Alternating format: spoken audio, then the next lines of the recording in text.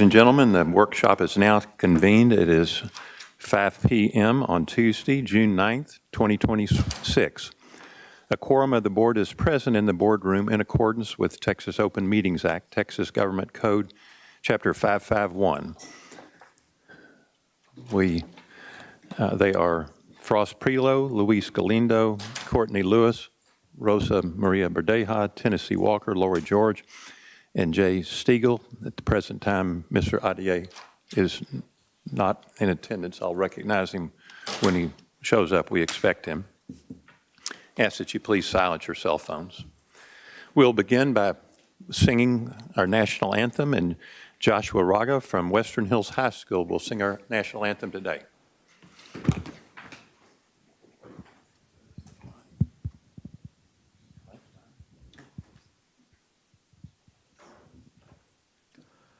Oh, say, can you see by the dawn's early light what so proudly we hailed at the twilight's last gleaming, whose broad stripes and bright stars through the perilous fight o'er the ramparts we watch were so gallantly streaming, and the rocket's red glare, the bombs bursting in air, gave proof through the night that our flag was still there. Oh, say, does that star-spangled banner yet wave o'er the land of the free and the home of the brave?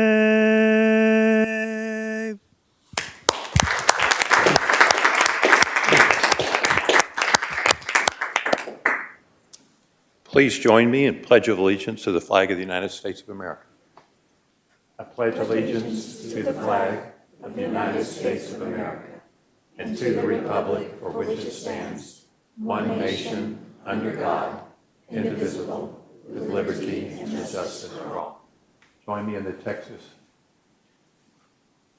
I honor the Texas flag. I pledge allegiance to thee, Texas, one state, under God, one and indivisible. Thank you. Please be seated.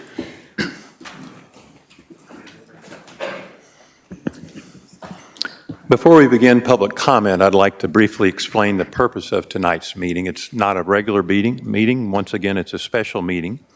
This is a workshop for the Board of Trustees that has been called for the purpose of sharing information to support the development and approval of the 26-27 budget. The topics listed on the posted agenda were selected for informational purposes only. No action will be taken by the board on these items during tonight's workshop. Because this is a workshop and not a regular board meeting, public comment is limited to matters that are specially listed on the posted agenda in accordance with long-established board policy, BED Local, and the Texas Open Meetings Act. Our next agenda item is public comment. We truly value hearing from our community. Public comment is a critically important part of the operations of this school district. We appreciate the time that people take to be here. We appreciate the time that you invest in being prepared to share your comments with us. But I want to share a brief reminder of the process and expectations, and there was some confusion at our last meeting. To ensure everyone has a fair opportunity to speak, public comment is conducted in accordance with Fort Worth ISD board policy and the Texas Open Meetings Act, and must be managed in an orderly and consistent manner, and it will be conducted according to procedures that are long established and widely followed in school districts all over North Texas. Speakers must sign up in advance through our determined process. You'll be called in order and will have up to 3 minutes to speak. Presiding officer may make adjustments when necessary. At regular meetings, speakers may address any topic. At special meetings, are limited to items on the agenda. I'm repeating myself, but a long-established practice, and the practice that's followed all through the districts in our region. Some have questioned the constitutionality of it. I can assure you it's well-established and a process that's in accordance with our traditions and procedures. The board will not engage in conversation within those who make public comment. We will listen and respond if factual information or existing policy is required. We ask that speakers be mindful of student privacy and refrain from identifying students by name, as student information is protected by law.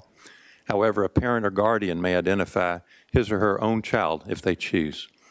Speakers are encouraged to avoid naming individual employees or volunteers and instead address concerns at the campus, program, or district level. We also ask that concerns about individual employees, students, or other confidential matters be directed through the appropriate district processes rather than during district comment. Please respect the procedures in place as well as other speakers. Ask that everyone treat our speakers and all in attendance with the dignity and respect that we would all expect of ourselves. Thank you for your engagement and being a part of this process. Tonight we have 6 speakers signed up. The first speaker on the to be called is Ambika Sharma, and Ms. Sharma will be followed by Randy Wheeler. Ms. Sharma, please approach the podium. Your 3 minutes will begin when you... Okay, hi, good evening. I haven't had enough chance. Oh, here we go. Can you hear me? Yes. Okay. Well, you guys don't know me, so I'll give you a little bit of my background. Before I went into the tech industry, I was actually an analyst with Goldman Sachs, and I covered like the financial institutions group. So I was an analyst with Goldman Sachs. Can you hear me? Okay. And so I used to cover like the large banks, both in Western Europe as well as North America. So if you hear about like when earnings calls happen and there are analysts asking tough questions from the CEO or the CFO, those used to be people like me. So why I tell you that story is I love financial statements, and I await them with great alacrity. So I was waiting for your budget. Last Wednesday, I saw that you guys were going to present your budget. So I called Miss Dora, I think. Miss Patty, sorry. I called Miss Patty, wherever she is. She's been very nice. I've been trying to get my hands on this budget. And on Wednesday, she told me it will be available on Friday. On Friday, I emailed, and it wasn't there. Yesterday, I spoke to her. She said that it will be made available by the end of day. I checked yesterday at 8:30, it was still not made available. So I give you this whole 1 minute or 2.5 minutes of spiel here to give you a background that like I wanted this ahead of time so I could slice and dice the data. This morning, I looked at it, it was available, but it was very like high level. It's so bare minimum. I guess coming from a financial industry, I'm expecting like pages of information. So I see that you have you're expecting a $44 million deficit, and $25 million is attributed to the Elevate Model School, or the model, whatever that's called, the program. So that's about like 56%. I would like more information on it. So like, how are you spending the $25 million? I understand there will be a public comment time. I wish we could ask questions, Mr. Guerin. But yeah, so I want more information on the Elevate model. I want more information on also administrative, like how much are you paid? I know you're getting $360,000 plus some bonuses, et cetera. Given the nature of the takeover, I think it will also be very helpful if we as taxpayers understood what percentage of the deficit is contributed because of the administrative pay. Because on the page, the very first thing on the page is, I'm making it up now, I think it was $15 million because of the raise for teachers, 2% raise to like regular people. So what I'm trying to say is like we also need to know how much are y'all paid, and then how is that contributed to the deficit. 25 million for Elevate model, let's break it down, and then I would like that kind of information. And I need like almost 100 pages of information, not like 10 pages, sorry. Thank you very much.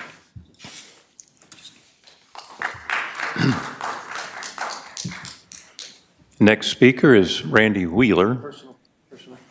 Oh, pardon me. Dr. Licata, if you'll pause just for a moment. Dr. Solis, would you get her contact information so we can address a lot of her questions and maybe ask her if she wants a job? No, just get her contact information because I think she's got a lot of good questions, and I think she's interested in making sure we're doing the right thing, so definitely. Thank you, Dr. Licata. Our next speaker is Randy Wheeler, and Ms. Wheeler will be followed by Tricia Forsyth. Good to go. Yeah, thank you. Thanks for. I agree. She had a lot of great things. Let's talk budget. Everybody loves a good budget, and a budget tells you what matters. It tells you what you're willing to invest in and what you're willing to sacrifice. And Fort Worth has an annual budget of over $1 billion with a B, $1 billion. That's a lot of money, and that's a lot of responsibility. This board unanimously approved the superintendent's contract worth well over $360,000 a year. When you include moving and housing expenses, monthly allowances, plus the district covers 100% of his health insurance premiums for him and his family. At the same time, this administration has been very vocal about budget deficits, like we just heard from Abika, difficult financial decisions, and the need for sacrifice. These are very conflicting messages. When you tell a community that resources are scarce, but leadership compensation is abundant, the community starts asking questions about budgeting priorities. We all know that highly effective teachers, counselors, principals, and support staff are the most valuable assets the district has. Excellent talent is district pillar 3.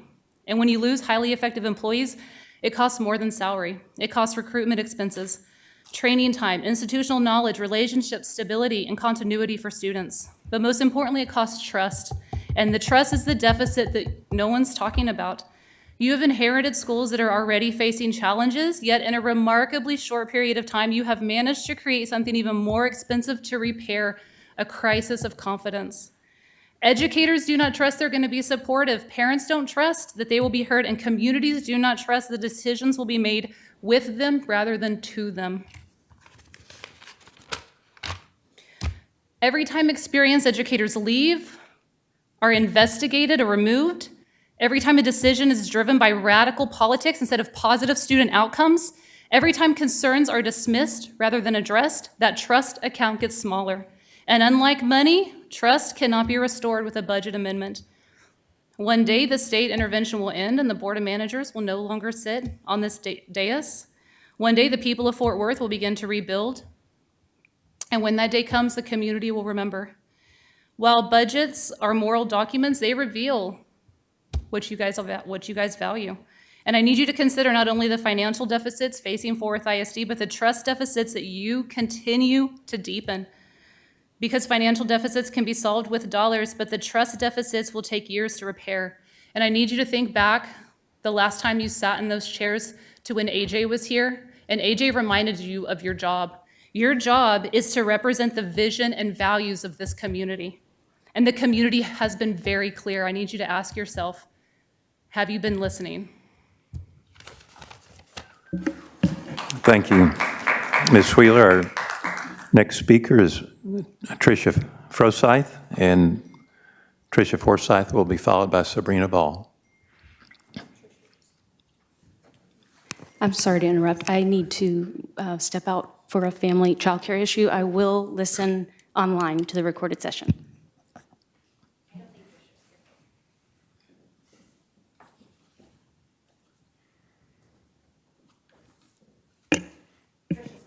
She's not here. Okay.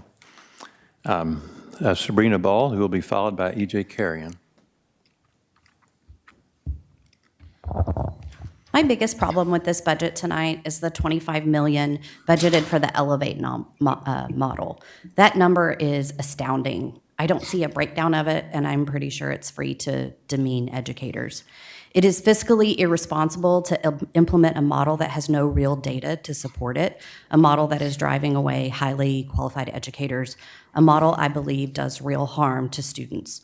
So let's talk about how it functions. Number one, you throw out all discretionary learning, and I urge the board to look up that term. You all certainly had discretionary learning, and you're well-rounded individuals. 2, throw out proven learning models. Think Alice Carlson, Applied Learning Academy, and WLI. Dr. Okada, you praised WLI. You can't install Elevate on that campus without fundamentally changing it. And I know because my kids went there. 3, waste money we've already spent. We cram the curriculum we've spent millions on through AI to align it with the TEKS, throw out real expertise, and condense each concept down to 10-minute lessons. 4, then you drill the kids and only give them 30 seconds to process what was asked and formulate a response. What happens to the 27,000 kids who don't speak English in that process when they don't have language experts to help them? 5, then you quiz the kids and throw them into groups based on the winners and the losers. All day long, every day, under harsh lighting, without regard to IEPs and 504s and the mental health of those students. A long, monotonous, grueling day every day. Lastly, as a taxpayer, I resent that you decided on this model without a thorough review of what we had, of what works, of what kids need, and without any value given to great educators who already have great results. So I would ask yourself, why is this model being pushed through at taxpayer expense? Who stands to profit? Who stands to gain from it? Because it's not our kids. Also, I think parents will want to speak on this at the listening sessions. Summer schedules are really tough, so please consider streaming those so everyone can hear, especially working parents. Thank you. Thank you, Ms. Ball. Next speaker is E.J. Carrion, and Mr. Carrion will be followed by Mr. Alexander Montalvo. What's going on, beautiful people? I think I want to give context because I got inspired by Ambika. My background for 15 years was in education technology. I started an ed tech company when I was 22 years old at the Fort Worth Tech Labs, right there when Hayden Blackburn was running it. Our company became Inc. 5000 in 2021 and 2022. I stepped down as the CEO of that company and moved on because I believe what we're fighting today is bigger than money, and it's about power dynamics. And I feel like that is what caused me to be here. So today what we're talking about is educational expenses. I've been in over 450 schools over those 50 years, from Nevada, Clayton County, to Miami-Dade.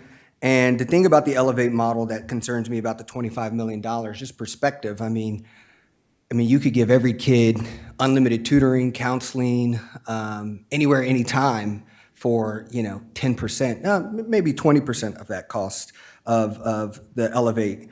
But I often see a lot of the expenses go to management and compliance software that's ultimately just to shove things around.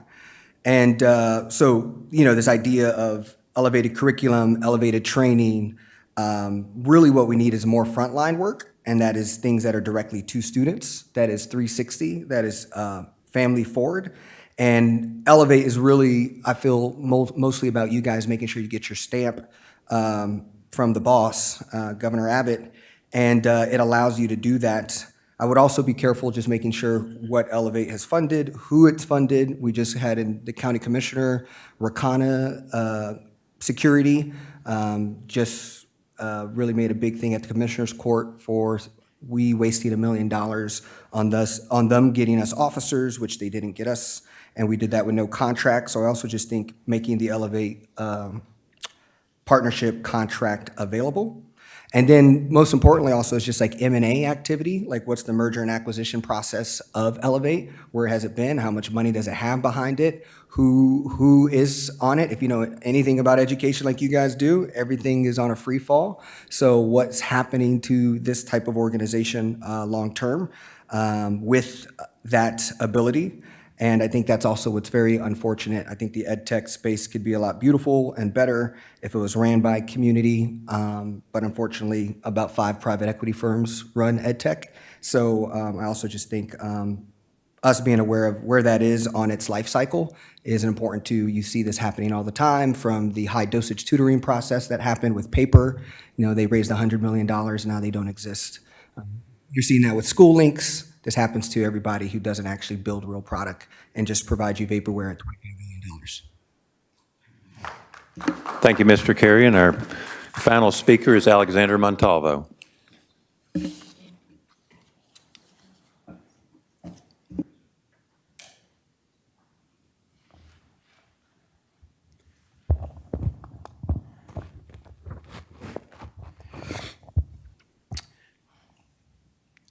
EJ, was very nice to say that y'all knew, what's up with education. I look at this board of managers and I don't think y'all know anything about education. And I think that's a big problem of this TEA takeover model, is that it's a model for grifters. It's a model for people to present like Point of their order, education Mr. President. reformists. Ms. Verdea, please state your point of order. The individual's comments are not related to the posted agenda. So this is about the budget? This is about money? Yes, sir, it is. Okay, so this is what I'm talking about. Thank you. Okay. Point of order is well taken. I ask that you confine your remarks to the agenda. Okay. The budget of the 4th ISD School District is something that is concerning because a TEA takeover invites grifters to take taxpayer dollar money. Is that okay with you, Rosa? How about you, Pete? Does that sound better to you? Mr. Montalvo, if you don't restrict your remarks to the agenda. It's about the budget. we're I going just, to- I just framed it under the budget, the concerns of the budget. Okay? Proceed if See, you will this is an stick with the example. agenda. I want everyone to see his example. You have no clue what you're doing. You're here to protect your ego. You're here to protect your status order, and not Mr. protect our President. tax dollars, which is what is my concerns about this budget. This budget shows that you're going to implement experimental frameworks, experimental curriculum with no real evidence that it is going to actually help us. This is just another experiment that tax dollars and taxpayers have to fund. And y'all's sensitivity on us getting to the details of where this money goes shows exactly why you shouldn't be in this position. You shouldn't be in the position to be able to help a district of this size figure out how this budget gets approved, nor less somebody from Florida who knows nothing about our community or our education system and how those dollars are going to be Mr. adequately. Speaker, I ask that you please yield. Attacks on members of the staff are not allowed under this agenda. So And Pete, if they're you- not a tax if I am criticizing your inability to understand what to vote on for an adequate budget. Mr. your- Those are not a tax. Mr. Those are my First Amendment rights Please to turn off share the microphone. the concerns. Mr. Montalvo, please go to, no, you forfeited your time. You departed 2 times from the agenda. Mr. Montalvo, please. The exodus of talent Security is going to ask you to remove. The exodus of parents and students are going to come at a cost. And they are so afraid for us to criticize them. Oh, no. What am I going to do? That was our final speaker for the night.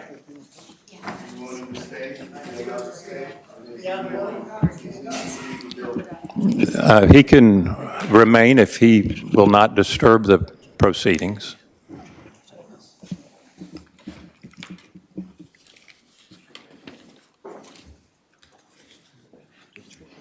Under board policy, I'm going to issue a warning to all presents.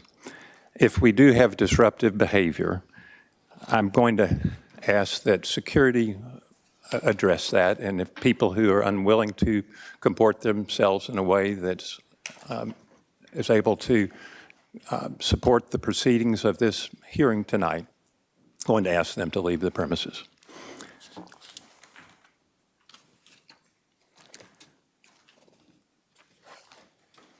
I'll now turn this over to Dr. Licata for reports.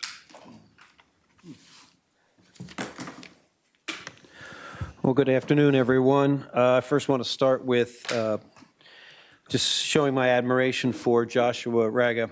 I've heard him sing a couple times from Western Hills. He has an amazing voice. It's always a pleasure to see amazing student talent, and I look forward to seeing them in my old age being super famous. But they are just wonderful, wonderful students. This is a workshop, so I want to make sure we get in a lot of the points about the budget. I know all of you have met with the amazing Ms. Moss, but I do want to bring up some points that aren't budget-related. In essence, they are, but more importantly, it's my report, but more importantly, I will get to the bulk of the budget, as this is certainly a workshop. We are entering our 78th day of the intervention. While we continue to reduce our central office budget and move it to school leadership, there are several other things we are engaged in and have a head start moving into next year. We've just completed several days of principal and assistant principal academic leadership professional development, and that has had some outstanding responses from our school leaders. Written responses, anonymously. Many principals and assistant principals were incredibly thankful for getting a much deeper understanding of the academic delivery in the classroom, understanding the complexity of the school grading system, and the overall delivery of expectations next year for all our schools. Many expressed this was a new approach and appreciated the clear pathway for all our schools to become A's.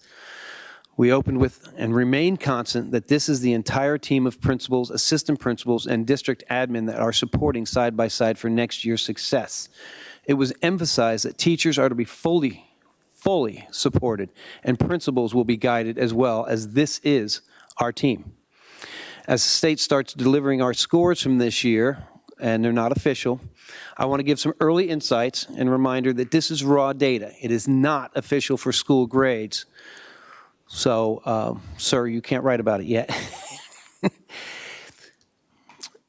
We're predicting some nice increases.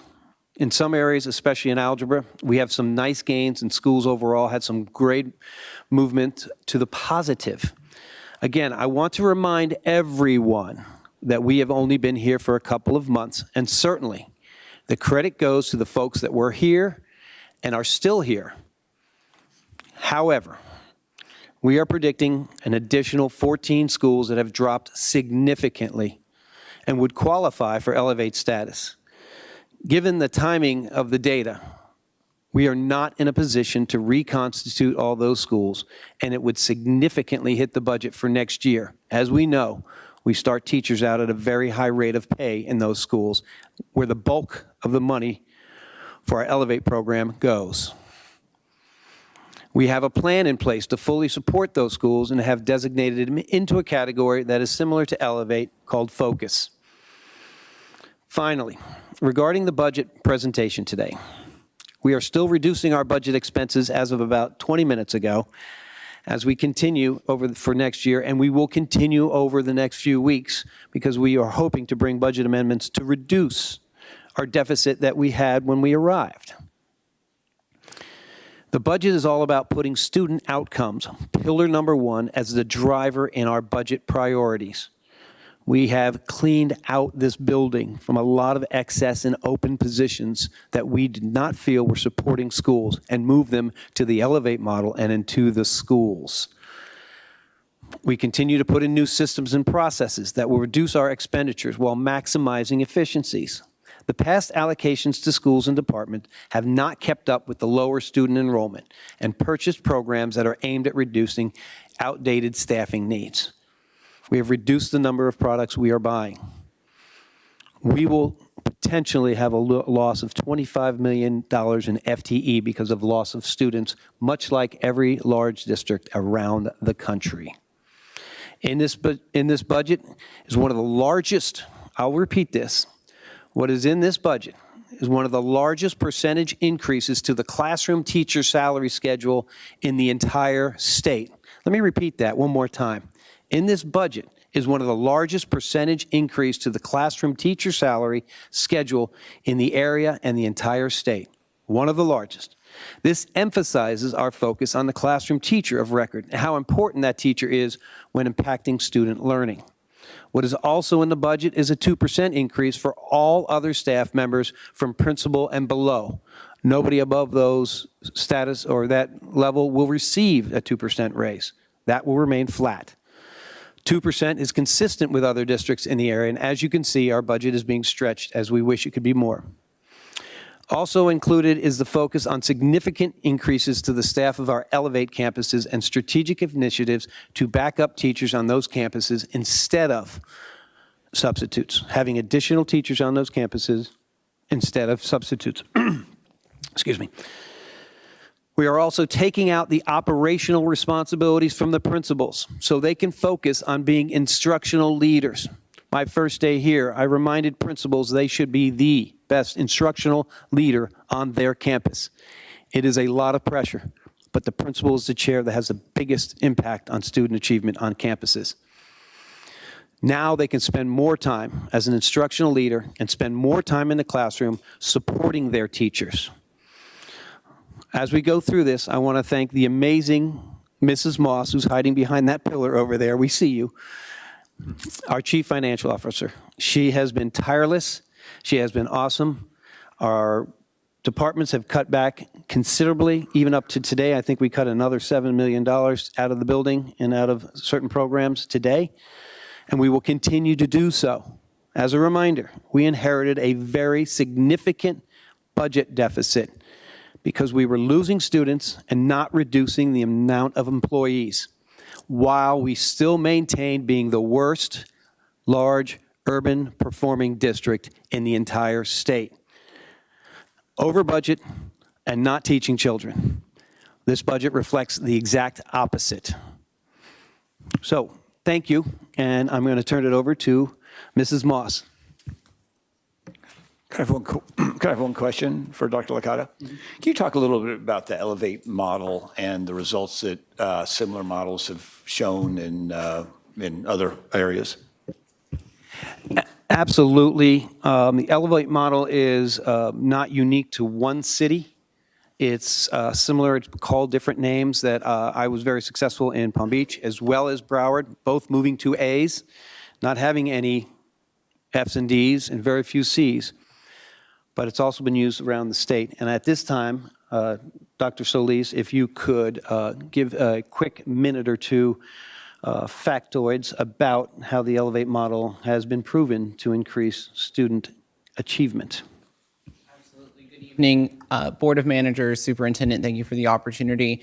The Elevate model is a model that is going to be hyper-focused on having a well-structured instructional day, meaning master schedules will certainly be aligned across all of the Elevate schools, and the focus will be delivering high-quality instruction. Those principals, assistant principals, and teachers have been selected in those schools based off of track record and data that show their effectiveness in delivering instruction. They are definitely instructional leaders if they are principals of those schools and assistant principals of those schools. As Dr. Licata alluded to, coaching and supporting our teachers is a priority for all of our schools, but especially in the Elevate network. Remember that in order to be an Elevate school, we had to have an F rating or a D rating with a Domain 1 F and a Domain 3 score of a 70 or below. And those schools that Dr. Licata was referencing in his opening remarks, they are projected, according to early data, to be triple Fs, meaning Domain 1 Fs, Domain 2 Fs, Domain 3 Fs, and an overall F. So it's really quadruple. We are pouring in additional resources in terms of staffing, as Dr. Licata and I'm sure Ms. Moss will allude to today in today's budget presentation, by providing additional human capital and additional resources, curriculum resources into the Elevate model. We are also making sure and monitoring our staffing ratios for students to ensure that our classroom sizes are appropriate, and supporting our leaders from a central office standpoint, the regional structure. Sean Joseph, Chief Joseph, right over here, who was leading that network and making sure that not only are we supporting them in the field, but that we're also providing them with world-class professional learning opportunities on every professional learning day. Would you have any follow-up questions to Mr. Solis? No, thank you. Could you talk about the human capital piece? It's extra human capital resources you noted in your comments. Could you talk about that and why that's so important in improving student outcomes? Absolutely. I think one of the things we are very confident in, having had the opportunity to see instruction between March and the last day of school, is that instructional variability is our primary barrier to success in our district. And when we talk about the additional resources from a human capital standpoint, we're looking at how can we provide additional staff in classrooms, we call them teacher residents, that are going to be in planning alongside teachers, learn from teachers. These are aspiring teachers that can step in when a teacher is absent. Why is that important? It's important because we want to make sure that every day is an instructional day for our students and that there is continuity in the instructional delivery. And so one of the things that we will insist happen is we should never have a substitute teacher in an Elevate school. We should always have somebody who is familiar with the curriculum, knows where we are in the lesson this day, understands what the expectations are in the instructional delivery, and can keep that continuity for our students. We also want to lift the administrative burden, as Dr. Licata was alluding to, and making sure that our principals and APs have the support that they need to stay instructional leaders. Therefore, we have standardized AP ratios for our campuses. So our middle schools have at least 3 assistant principals, regardless of size. Middle school is middle school. We know the challenges that come with running a secondary school. And in order for us to insist that our leaders stay instructionally focused, we have to provide that additional human capital and those human resources to make sure that they are able to stay focused on providing improvements in the quality of instruction. So those are just 2 examples of the additional resources we are pulling in terms of human capital and making sure that we are supporting our leaders and teachers in the classrooms. Thank you, Mr. Solis. Quick question. Well, just if you could expand. So we visited an Elevate school, right? And I appreciate the additional human capital, but what I noticed at that Elevate school was just the physical resources and the kids not having what they needed to be successful. So could you give a little bit more texture around I'll address the front part of that. how we're going to elevate those resources for those kids? As you saw last, 2 meetings ago, last meeting, I accelerated the purchase of $8 million worth of technology for the students in these schools, so it is there the first day. If we waited till after the first, like most school districts do, it's not guaranteed it will be the first day of school. We do not want to miss the first day of school with the technology and stuff. So we recognize that these schools not only challenged by so many different factors, but some of the factors were our fault. We were not in there having appropriate materials, appropriate technology, staffed properly. So that's been our focus for that. Dr. Solis, you want to add something to that, please? No, I was actually going to allude to that because this Board of Managers approved that just as recently as last month, making sure that we have the appropriate technology for use. Now, I will say in the Elevate model, we are going to be very, very careful about not overloading technology in the classrooms. That is not the intent. But for example, we had some pretty antiquated instructional boards in each of the classrooms with extraordinary glare from the sun that's coming in. We had issues with students being able to even see what was being presented to them in the instructional environment. So we purchased the interactive boards that are larger, that have anti-glare technology to make sure that we, in every classroom that is a core content area, that all students have access to instruction. We're also standardizing the materials that are used. We are providing in excess pencils, note cards, paper, all of the school supplies that our kids need access to every day. We are standardizing the access to that in every one of those classrooms in the Elevate model. We want to remove every barrier we can for a student to experience success and provide as much as we can as a school system to get the alignment of instruction and the execution of instruction consistent across all of our schools. One of the other things, and I do remember this the very first day I was here, students were struggling logging on. 5 minutes. 5 minutes. Child couldn't even log on. Teacher had to take their time away from teaching the others, get them logged on. We are backing a lot of this up with paper and pencil and handwriting. I believe students see enough technology during the day and will use it at an effective rate. But sometimes they need a piece of paper in front of them and they need some pencils and they need to write some stuff down. So there'll always be some scrap paper on their desk. They'll always be there to write down their notes. So there's a lot involved in here, but we can't cut corners on this. It's too valuable, way too valuable for these students. I've got just one more question, and maybe Dr. Licata or Dr. Solis could answer this for me. But in comments we heard it's $25 million for Elevate. Right? And I'm sure that the parents and our community wants to know, where is that money being spent? Can you break, without getting into the weeds, and I know we're going to get into more budget discussions later, but just in very rough, maybe 10,000 level, could you give us a breakdown of what the $25 million represents in terms of where the costs are going? Absolutely. A large portion of it is the teacher salary. A large portion of starting them out at so high because we wanted the very best, and we did get some great results of people from outside our district in the area to teach just in those schools, actually from out of state. I was at that job fair, and we had a couple hundred sign up for Elevate. So that was the biggest draw. There are some overhead costs involving technology, which is the new not iPads, but the other ones, Chromebooks, thank you. The projectors, the screens, and there's also a projector in there that when a student isn't in class or for some reason they're not in there, they can also still see the teacher and interactively work with that teacher, whether they're sick, maybe they were disruptive, maybe several other reasons. They are sitting in the classroom seeing the teacher via like we used to do during that time of COVID. So that's it.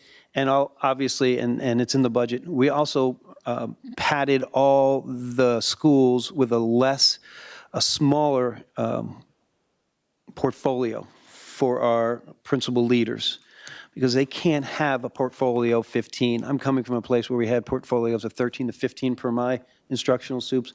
We're down to about 5 in Elevate and maybe 6 to 7 in the other regions, because that's these folks here that are going to be supporting schools. And if we've done anything in the last few days, and we will do 2 days of it, about coaching and leading and supporting. This is our team, and we have to go to bat with them. And this is the leaders that'll be doing that through the portfolio. But that is some of the expense as well.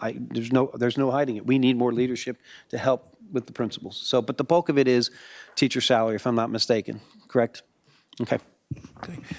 My fellow board members, for this process, now the budget process, I ask that we all direct our questions to Dr. Licata, and he will direct them to the appropriate staff member. So begin with, direct your question to him and let him bring forward either answer or direct a staff member to speak to it. I have a question.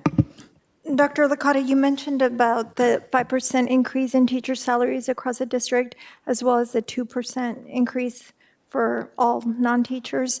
Would it be possible to do a little bit better on that? Maybe 3%? Is the budget able to support such an increase? The 5% we are very proud of, and that's for teachers that are teaching students with a class roster and a class role. The 2% is consistent with many of the districts around us.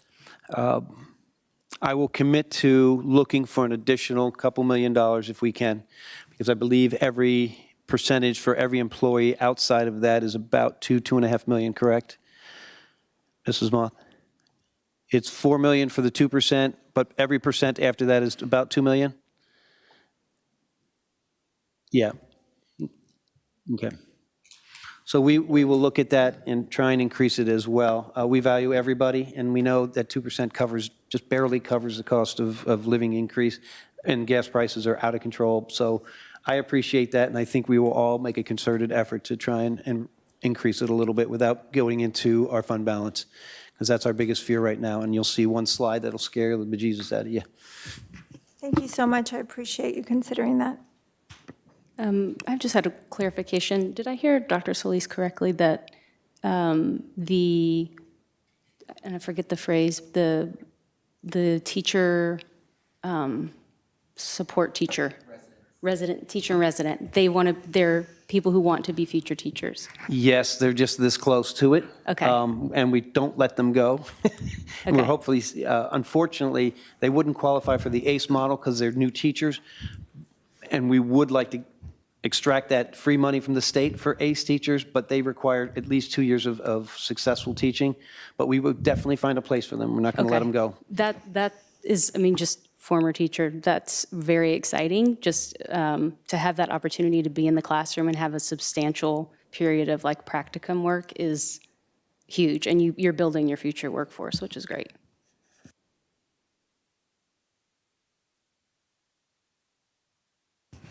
Dr. Solis, certainly. Sorry, just because this really is exciting. And I think one of the things that Dr. Licata and myself have talked about at nauseum is how there is so much potential in terms of instructional talent. And what we are wanting to do in terms of like teacher resident being an example, also creating AP academies, principal academies for aspiring leaders, is create our talent right here in Fort Worth. We want to provide them the best learning opportunities. We want to retain excellent educators. And this is one of the initiatives that Dr. Licata is implementing in Fort Worth ISD to do just that. I met with the Texas Wesleyan president. I think she was the third or fourth one, and that's all we talked about. How can we get more folks through there now that we're offering the money that makes a really good living, a great altruistic career, and make sure they're trained, and we are excited because all of them are on board.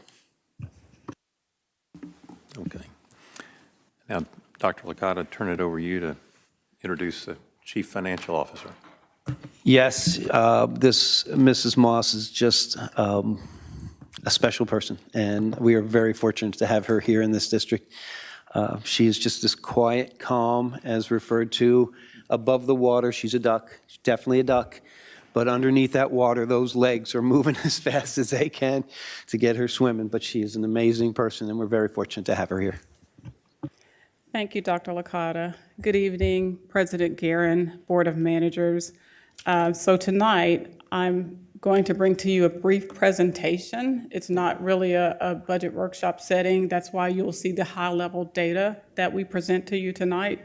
I have two objectives. One is to share with you the current fiscal year and an update on where we are. The second objective is to share with you what we've been working on for the 26-27 budget that we're going to ask you to adopt on June the 23rd.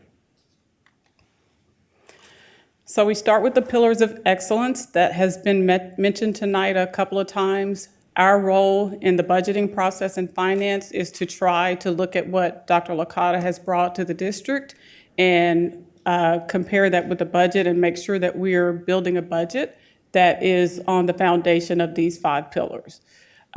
We started, when I started with the district in January, we had another set of priorities. So I do want to, I guess, give a shout out to my team. We've had to pivot a few times in this process. The budget process was already in process when I got here. So we were working on one set of priorities and we pivoted to try to support these 5 pillars. And that's what this budget that you see is, we're working towards that for the budget that we will ask and propose for you to adopt.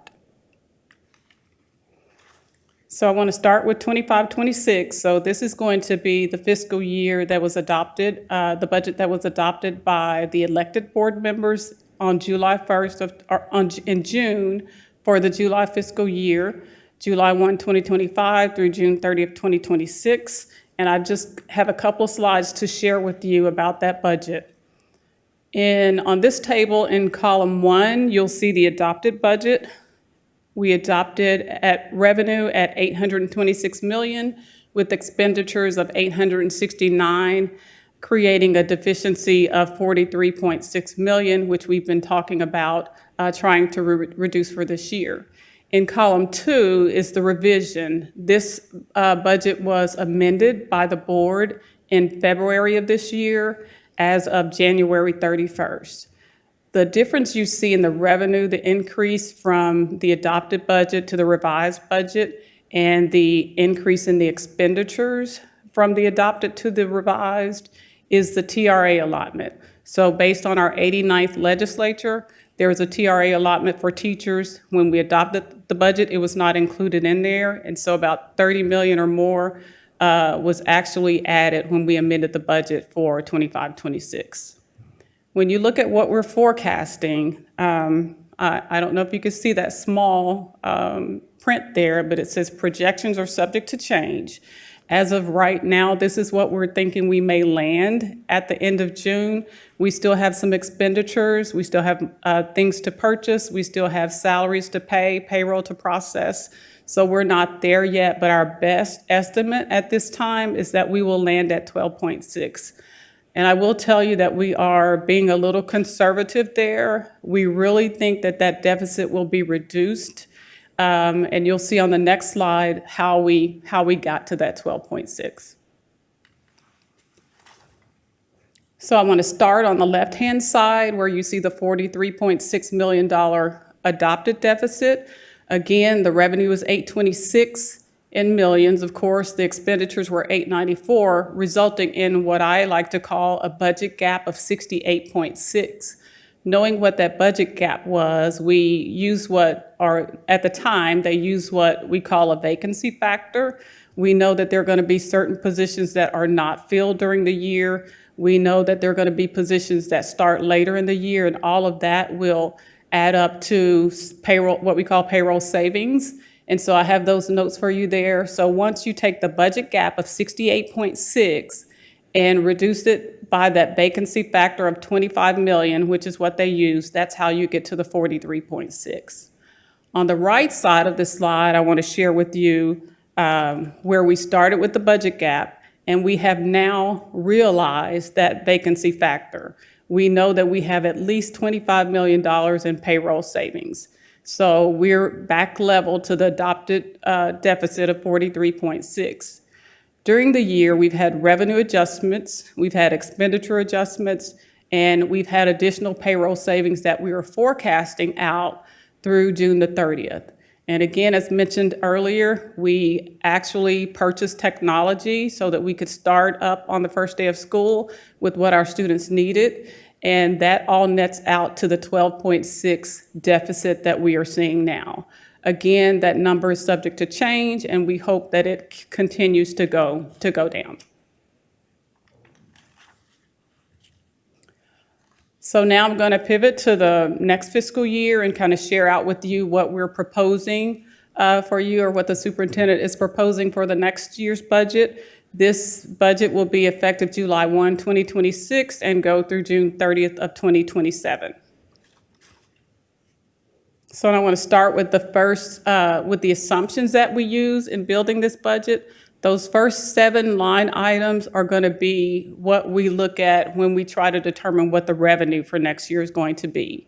The last 2 are what we use for the most part in determining what our expenditures are going to be. Our payroll and staff make up more than 80% of the budget. So that's where we start. That's our starting point. So when you look at student enrollment, you'll see that adopted in 25-26 was 69,021. As of May, we were at 66. So a snapshot last year, which is the last Friday in October, we had lost about 2,500 students based on what we had budgeted. And then for the proposed budget for 26-27, we're looking at 63,068. That is a number for finance and the budget department because we have to be a little conservative in what we do. On our average daily attendance, you'll see that for the proposed budget, we're at 58,022. That is determined by how often our students come to school. We're only funded based on their attendance at school. So we use that ADA, as we call it, of 58,022 to determine what our revenue is going to be and what we're going to receive from the state. Our basic allotment increased a little bit in the 89th legislature session. We received our estimated taxable values on April 30th of this year. And you can see that there's a slight increase over the adopted budget from last year to the proposed budget. And then when you look at our total tax rate, the M&O portion of it and the INS together add up to 1.0291. We have to post a notice in the paper. That notice will be posted for the public hearing on Friday, June the 12th. in the paper. We are going to post the current tax rate in the paper, and later on, we'll have to do a tax information survey, submit it to TEA, and they will calculate our maximum compressed tax rate to determine what the actual tax rate is. We'll bring that back to the board in September for adoption at that new rate with the compressed amount in it. And then the staff count, again, this reflects the active positions that were in the system on June the 5th. This number is subject to change. We've had some conversations on that. When you look at the total staff count for all funds, for the proposed budget, the 9721, that amount will increase. We do not have all of our grant-funded positions in the system as of yet.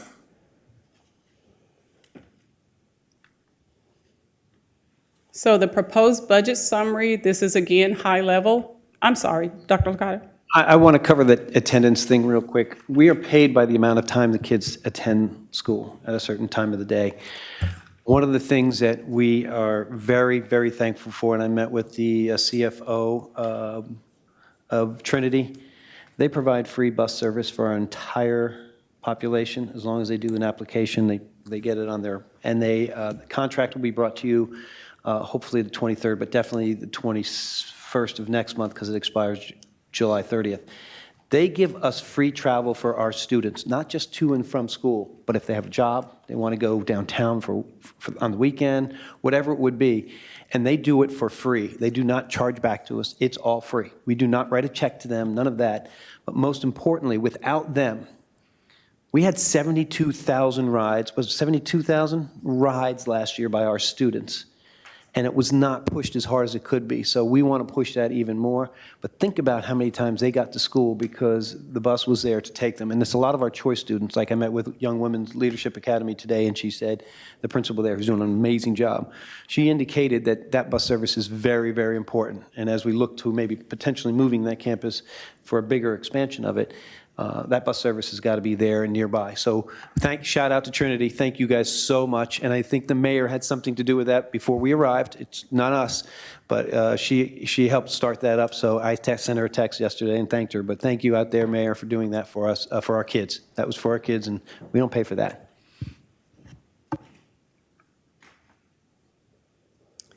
Okay, so this is, again, is a high-level summary of the three funds that require the Board of Managers to adopt the budget. It's the General Operating Fund, the Debt Service Fund, and then our Food Service Fund. If you'll look at the General Operating Fund, the projected revenue for next year is $854.2, and the projected expenditures is $904, leaving a deficit of $49.8. I want to pause here and just thank the team, my colleagues on cabinet, my staff. A couple of them are here tonight. Just a week or so ago, that number was considerably higher. And we've done significant work in trying to get that to a place, that is presentable, basically.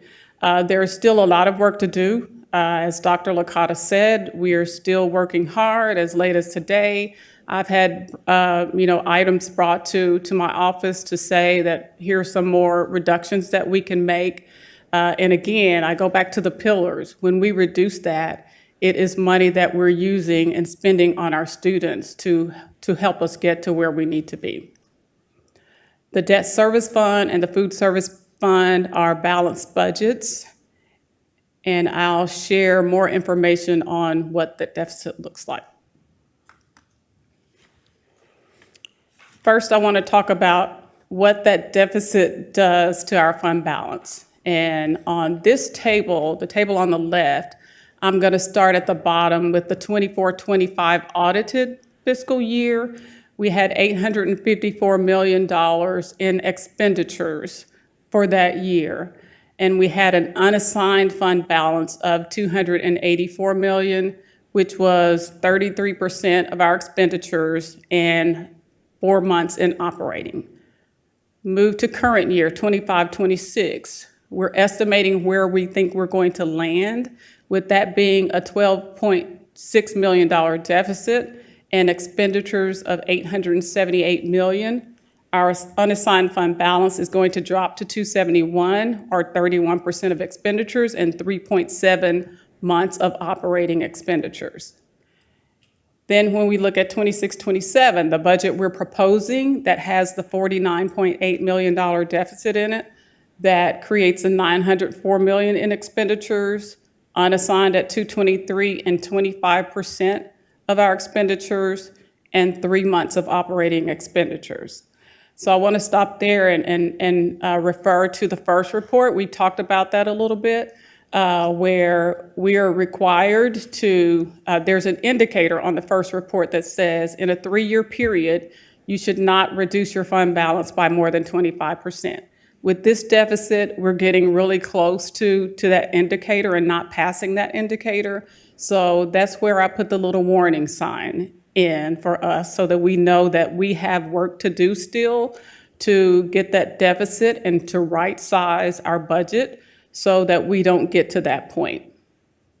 Yeah, I've asked to have some time in this slide. We've met a dozen times in the last week.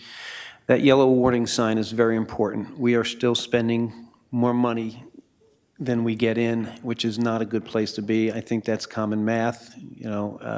I know I'm a business major out of Miami, but that's not good math. It's just bad math. So once we get this passed next week, the next day is when we start working on the following year's budget, much like the LSG coach was speaking of, and that gets you guys involved as well. We know we have some school closures. We know that we're probably going to be around 65 to 66,000 next year, anywhere in between that.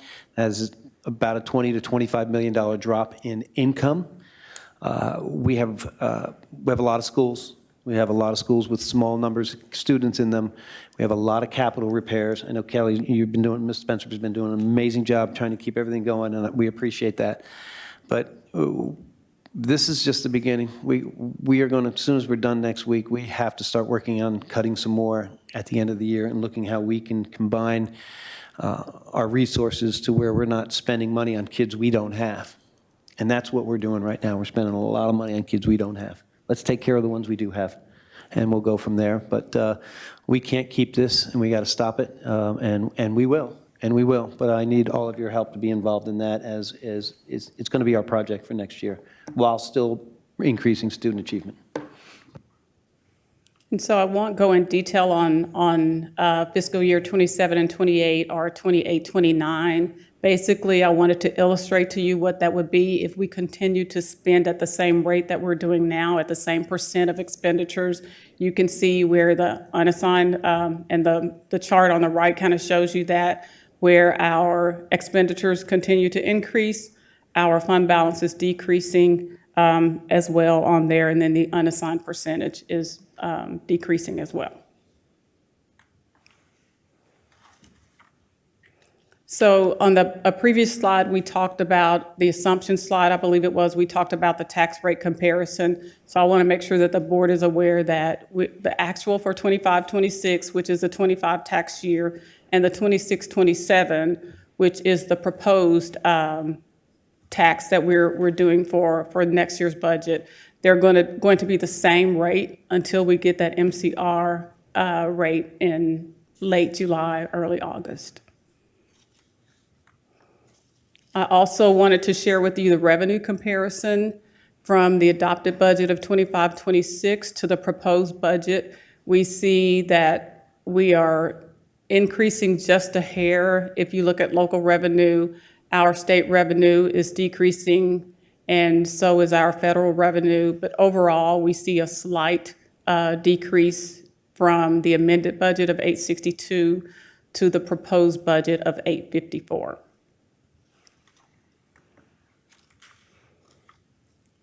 And on this slide, I wanted to share with the board some of the drivers and why we're seeing the $49 million deficit. On the left side of this slide, you can see these are the things that we're investing in. On the right side of this slide, you can see things that are somewhat outside of our control. Student enrollment, we can, once we improve our academics, we can see that increase, I'm sure. Operational costs, when you look at utilities, that's something that we deal with on an annual basis. We see increases there. And then the recapture, if student enrollment declines and our taxable values increase, that increases our recapture that we have to pay back to the state. On the left-hand side of the slide, that's what we've been talking about, and Dr. Solis and his team have been working on the Elevate model. We're investing those dollars into the classroom so that we can see the results that we want to see with our students. Again, it's already been mentioned about the 5% pay raise for our classroom teachers and the 2% staff raise that includes principals and below. Question.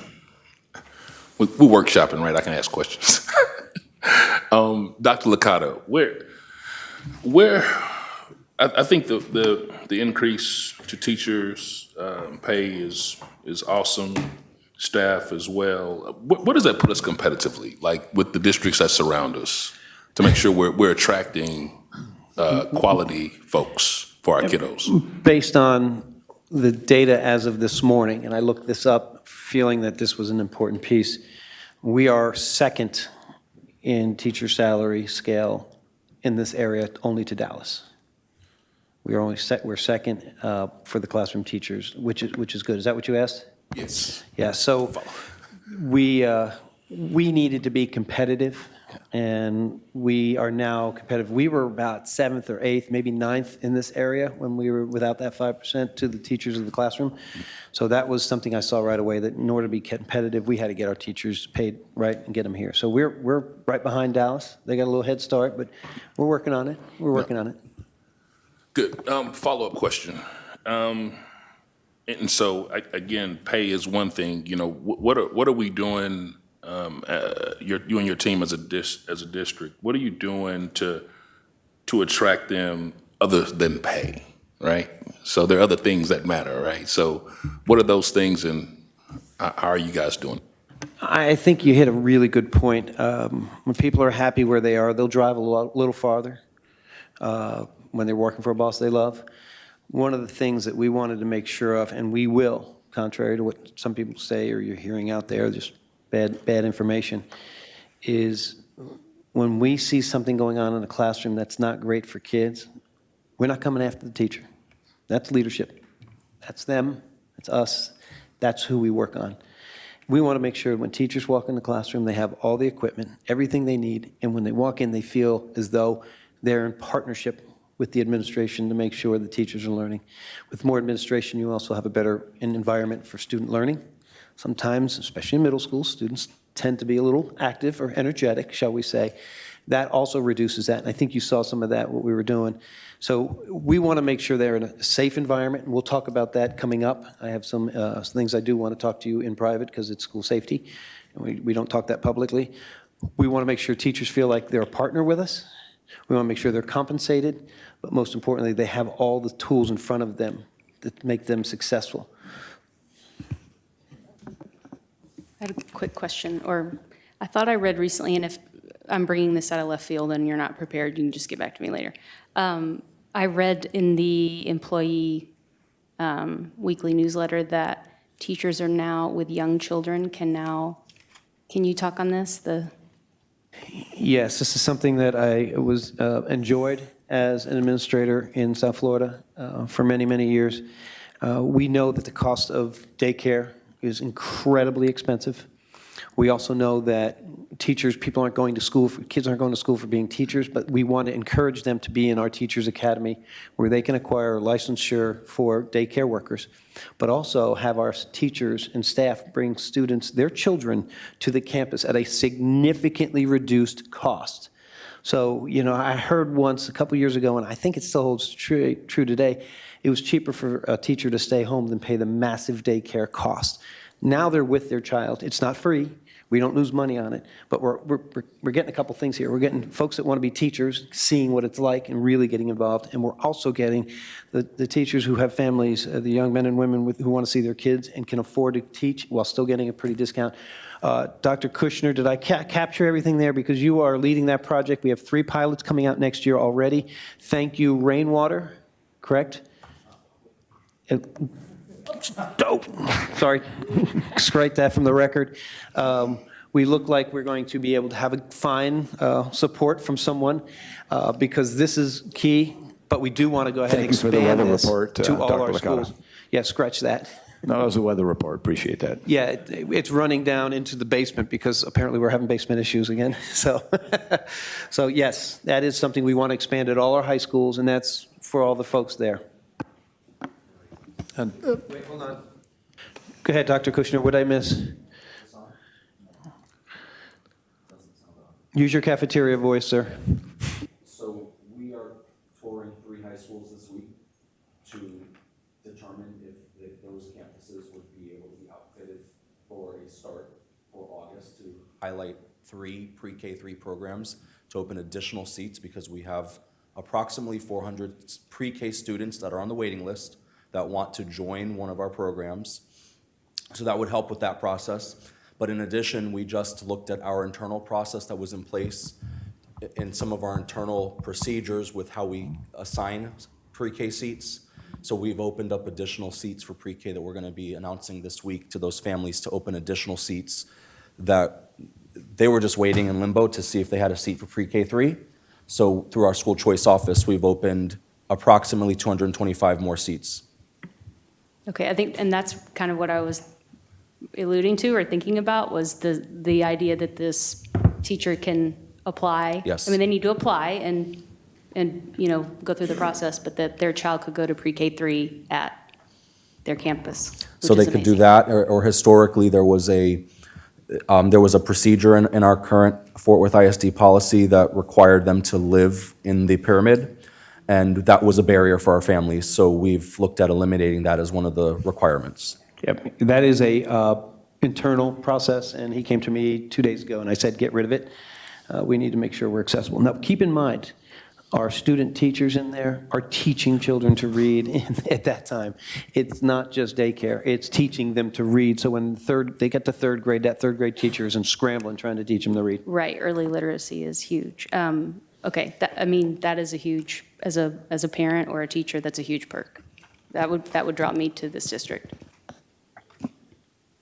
Dr. Licata, just, we look at this chart, key drivers of the budget deficit, and on the left side, those are investments that the district is making to improve student outcomes. So those are additions to the budget. But as Dr. Moss talked earlier on page 10, the elephant in the room, the big driver of the deficit is failure to align staffing and resources to student enrollment. And I understand you're going to continue to make the investments that show on page 13 on the left-hand side. But our long-term goal is to align our expenditures and staffing to the current student population. That's the driver of the budget deficit long term, and we have to face up to that very hard reality. Yeah, coming into a deficit, there's hard choices. We have to make hard choices, difficult choices, and we always look at kids as our last option of taking from them, which we're not. We're actually adding to them. There were a couple days, probably about an hour and a half ago, I needed to put on a striped referee shirt and get a whistle between cabinet members over cutting and what was going on, but we got there. We got where we wanted to be. We know that there's going to be incurred expenses next year that we didn't think of, that we may need to replace, but it's not easy. It's not a popularity contest when you're cutting budgets and you're cutting positions and you're trying to make the budget match for kids, and and it's difficult, but it's the right thing to do. It is the right thing to do. Briefly, I was going to follow up. Pete, my thought was along with yours, but I think the investments we're making, I think of it kind of in the short term, and you wouldn't say long term, but more long term. In the short term, I think investment is in the right thing we need to do. And so hats off to you and the staff for doing that and the cuts you're looking at. But my question is more along the lines of, as we look out long term, the elephant in the room is that the staffing to the student population is out of whack. We have facilities to facilitate many thousands more students than we actually have. So can you speak to what we're doing as a district to look at maybe staffing ratios that are working in other major districts that are operating on a balanced budget and just what that data may look like? And I know this is a longer-term study and look at the data, but what are we thinking on that front? That is the number one question we'll be starting with next week, but I want to start with it. First of all, I do want to remind everybody, although many of us have only been here 78 days, Mrs. Moss has only been here since December, correct? January 12th. January 12th. So we got some newbies here. I've already started looking at some things, and I want to thank Mrs. Spencer for this because she's already reconvening the school consolidation team that we had over the last few years, and you did an amazing job. Previous administration did a good job of getting this done. But have we done enough? Are we doing enough? We got a couple elementary schools that are within close range, and they're all in 200, 300. That's really tough to staff because now you're talking about a couple guidance counselors, a couple administrators, cafeteria staff, custodial staff, and keeping the lights on. So those are tough decisions too. So we're reconvening that right away. We're going to confirm for a meeting probably in a month or two. Is that correct, Ms. Spencer? Yes. So we are ahead of that, but that's some of the things we want to have set the table for this group here to start working on. So you guys don't have just a blank slate. You have some ideas of where we're going and what we can think of. But yeah, we're going to have to continue with what you're talking about. Just real quickly, Dr. Licata, on the consolidation, in addition to the budget savings, combining schools also give you the opportunity to provide more resources to the children when you have 600 under one roof as opposed to 200 under three roofs, as I recall. Could you talk to the advantages of that from the student experience standpoint? As a high school principal, or a middle school principal and an elementary school principal, there's magic numbers, we call it. The magic number for a high school was 2,200. 2,200 gave you the right number of students where you had every program you could possibly want without overcrowding your school, a manageable number, because you didn't get another AP till you were at $3,000. So these numbers aren't applicable here, but there are magic numbers. But when you had 2,200 students in that high school, you knew you could offer every AP, Calc, AB, BC, you could offer biology, all the AP courses, all the ACE courses, all the CTE courses other than VOTEC. And that goes the same with middle schools, and we want to integrate more CTE programs in the middle school. We are looking at other opportunities. There's three buckets, remember, I'm only making this as a recommendation, but the three buckets of schools is, do we sell the land? Yes. Do we reconstitute the school for different opportunities, whether adult ed center, maybe another vocational center? And the third one is obviously to give back to the community, not where we're losing money, but we can help the community with either housing or a civic center or a recreation center. So those three buckets, keeping them balanced is important because we are going to, we're going to acquire some more properties that are going to be in that limbo. We have the properties, but we have to balance that because it is taxpayer money, it is taxpayer property, but we can't take a deficit loss on this. So we have to figure that out. And that is the group, this group here, we have to channel that and direct that because it's very important that you don't get to sell property twice. Once it's gone, it's gone. So we got to figure that out. So looking forward to your help on that. I know my experience has been good, but I really want to hear from the people that grew up here. I know I'm a resident now. I'm a taxpayer resident. Even have my license tags by now too. But I need the folks that have been here for a while to help me, guide me on that so we have a historical perspective. Thank you. Just a couple more slides here. I wanted to just point out some of the key budget reductions we've done. Again, you talked about the campus closures. We've saw savings of approximately $15 million there. Our vacant positions that we've closed, the work that the team has been doing equates to about $10.6 million. We've done some reorganizations in our departments of about $8 million. Expenditure reductions, again, our vacancy factor of $25 million, and unspent funds. Those unspent funds, I kind of want to elaborate on that to say, when we looked at the 25-26 budget and there were line items that had not been spent, $0 were spent in 25-26. So what we did was we reduced that for 26-27. So that's where you see those unspent funds that helped us in reducing some of the 27 budget as well. And then my final slide here is just basically going over again the next steps for the Board of Managers. We will publish the notice of hearing on June the 12th. And our public hearing is actually scheduled for June 23rd. At that same meeting, the board will adopt the budget, and the tax rate adoption will come later to you in September. And that concludes what I presented for you tonight. I'm glad to answer any questions. I think it's fair to say that there might be some more adjustments before we present. This is the bulk of it. The adjustments more than likely will all be to reduce the budget, and if we can find some to increase all non-classroom teachers a little bit more, we will. We will. I think that's an investment. We need bus drivers. We need all sorts of folks, and they need to be paid because it's not cheap out there. So this is an emphasis on making sure our money is being spent. We have a lot of work to do. This is not something you fix in 78 days.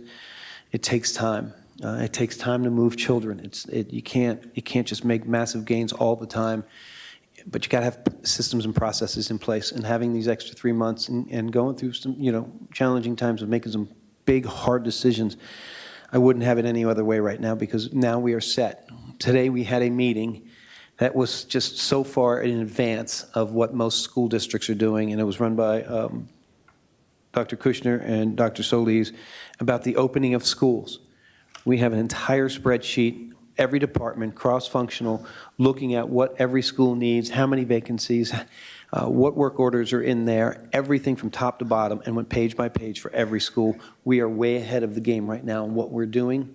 It doesn't mean we won't be scrambling a week before the school year, because that's just standard. But we are now able to be in front of the ball instead of on top of it or behind it. So I'm excited by this. It was a really good meeting to see all the departments and everyone in there ready for starting of school next year, ready to go first day. Because if we're telling the kids and teachers first day means first day of learning, we need to provide that for them, and we have to be the example. The one last thing, Dr. Licata, that I will add is as far as the proposed budget, by statute, we have to have that proposed and posted on the website by the 19th. So we'll do some more work over the next few days to try to reduce that, and we'll give you what that final proposed budget is prior to posting it on the district website. I'm handing it over to you, sir, unless there's any more questions. This concludes the reports for tonight's meeting. I'd like to acknowledge that Mr. Adier is in attendance. I wasn't able to count you in attendance when I read the roll earlier. I want to thank the staff. I want to thank Dr. Moss for her excellent work and the staff overall. This is a billion-dollar budget, has been noted by some. It takes a while to redirect a billion-dollar budget, but with this budget, you've begun.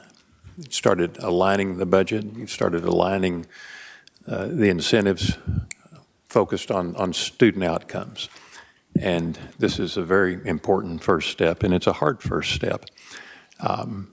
And you've been here, we've been here, 74 days. So much had to be done by May 10th. And now we're looking to 26, 27. And this is a budget that's making investments in improving student outcomes. That's what we're all about. That's what every member of this board is here for. And I know everybody on this staff the same. So I want to commend the staff, commend you, Dr. Licata, for turning this ship. This concludes the items on the agenda for tonight's workshop. I'd like to close by thanking the community members who joined us this evening. Always appreciate your participation in the process. As there is no further business, the time is 6:24 p.m. and this workshop is adjourned.